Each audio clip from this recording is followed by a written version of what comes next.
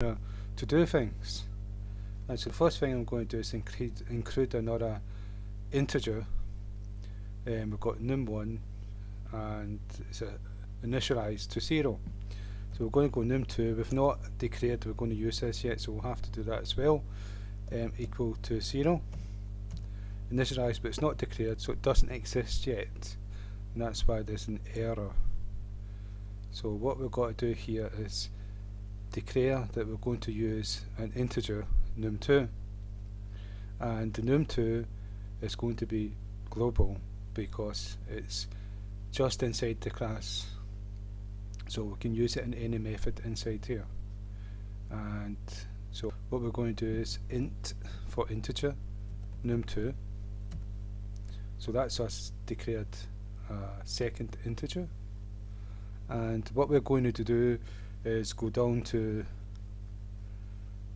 what I'll show you, we've actually changed the program.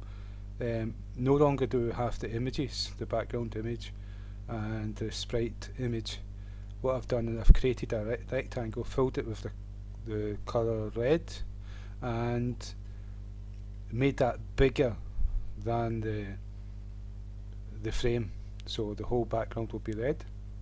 I then changed the colour to white and made another rectangle, filled it with the colour white, and it's 100 by 100, so it's a square.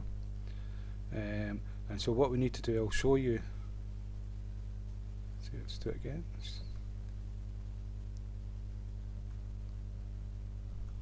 Okay, that's it there. And the background's red, that's a big rectangle, bigger than the frame. And if I just pull this out, you can see that's just another square we've drawn as a background. And this is a white square that we've done full rect for with the colour white. I'm going to move this. We're just going to look at the x-axis. We're just going to go from left to right, and what I'm going to do is just move the mouse like so, and the square will move when we press the key and move the distance that we've actually moved the mouse pointer. And to do that, we're going to use those two integers. So if we go down to the methods for the mouse pressed, we're going to use to get x, and we're going to assign num to x1. So we're going to say num, well, we're going to an if statement. If the mouse pointer is inside this white box, and we're just not looking at the y coordinates, so we should be if we were doing it for real. This is just to demonstrate so that you can use your own imagination and create whatever you want to. And so what we're going to do here is me, what the name that we access this event, the event that is thrown with the mouse. So me dot get x, right? And so we're going to get x for the mouse pointer, the position the mouse pointer is in, and we want to know if it's greater than x1. x1 is the beginning of the rectangle, so we don't want it to be less, we don't want it to be equal, we want it to be more. And so then the mouse pointer will be inside the rectangle, so greater than x1. Now we don't want it to be beyond the square, so the square is 100, the width 100, the width is 100, so it's x1 plus 100 takes you to the end of the square. And so what we're going to do is, and there's two conditions, and the two have to be met. And so what we're going to say here, and me dot get x method is less than x1 plus 100. So we're going to use the name to access the event, me get x, and what we're going to say is less than, and we're going to use brackets because we're going to say x1 plus 100, and it's to do with precedence. We want to make sure we're using the right precedence, and when you're switching from different languages and all that, they're not always the same, but they probably are the same, but I don't take any chances, so just put it in brackets. x1 plus 100. Right, so that's the if condition. And what we're going to say, if the mouse pointer is within the white square, we're going to say num is equal to get me dot get x. So num is going to be equal to where we actually press where the pointer is and we press the mouse key. That's what num's going to be.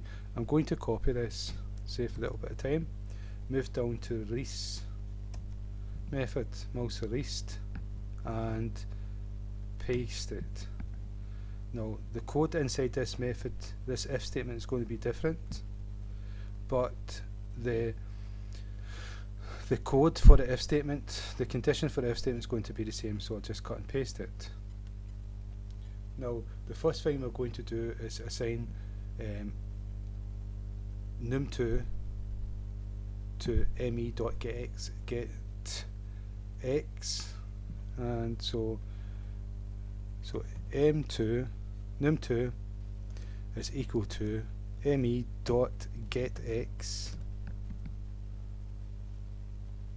Right. And so what we're doing here is this is a mouse pointer here, and I'm going to press the mouse key and drag it across.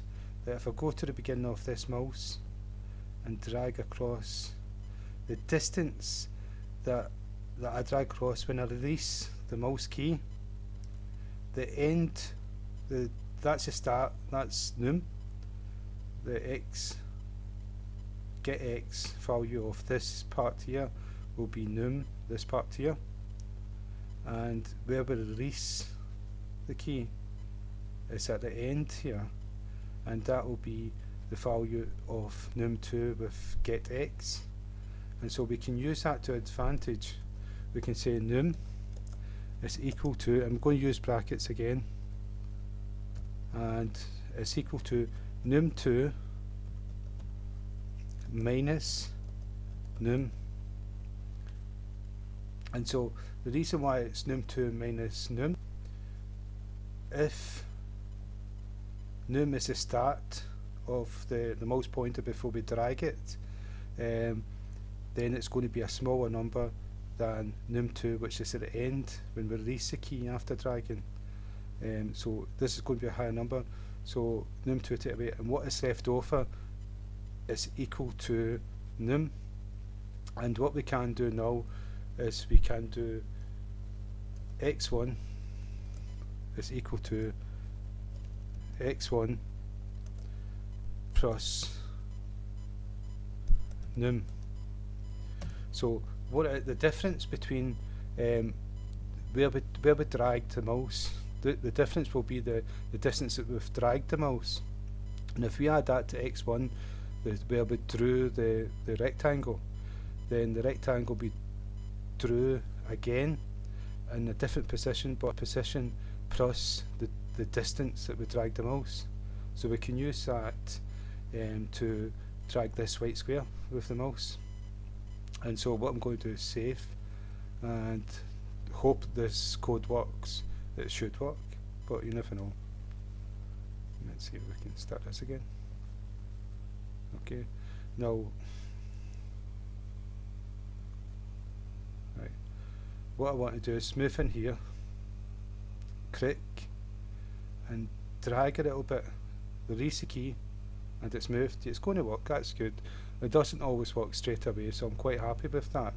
And remember, this is a demonstration, just showing you that you can use this to do many different things, and what you do with it is down to your own personal self, imagination. Whatever you want to do, you can write the code to do it, and just move it a little bit more. Okay, and what I'm going to do, so that works, and that's the code for it. And what I'm going to do is I'm going to do something else. I'm going to go back to the code for,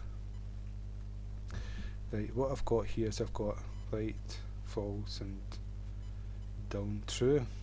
Right, what I'm going to do, I need to think while I'm speaking, because I've not planned this, and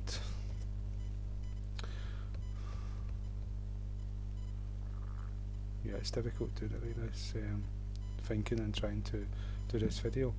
But I'm going to use an if statement. What I'm going to do, I'm going to have two of these. Okay, and one will be white and one will be black. So what I'm going to do here is use an if statement, and I'm going to say if right is equal to false. Well, first I want true.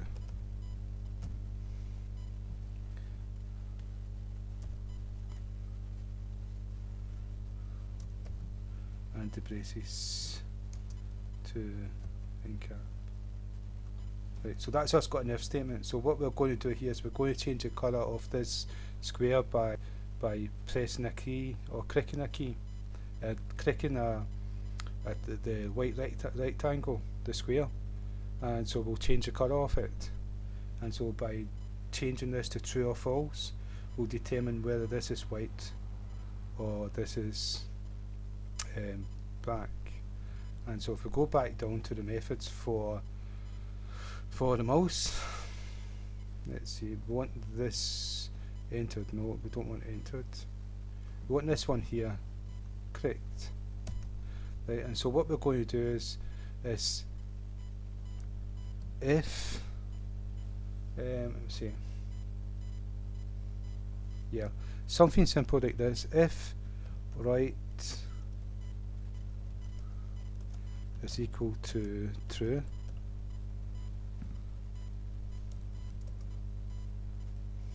right is equal to false. What we're going to do is change its condition, and if I spell right, and you can see this is equal to and this is equals, right, and so this is testing a condition, and this is actually assigning false to the variable right.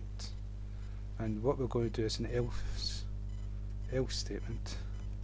So if this condition is not met, then this code inside here is going to be executed, and it's going to be right is equal to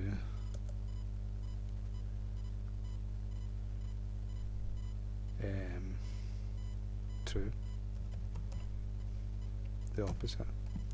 Right, and so this should switch between true and false, and inside this method here is true and false. And the true and false, if it's true, this colour will be the colour of the square, and if it's false, this will be the colour of the square. So hopefully this works as well. Right, so it started off white, and I'm going to click. Yep, it's worked. That's good. Okay, I'm quite pleased with that as well. So just by clicking it, we can go white and black. Okay, that's just a couple of little things we can do with the mouse listener. So I hope that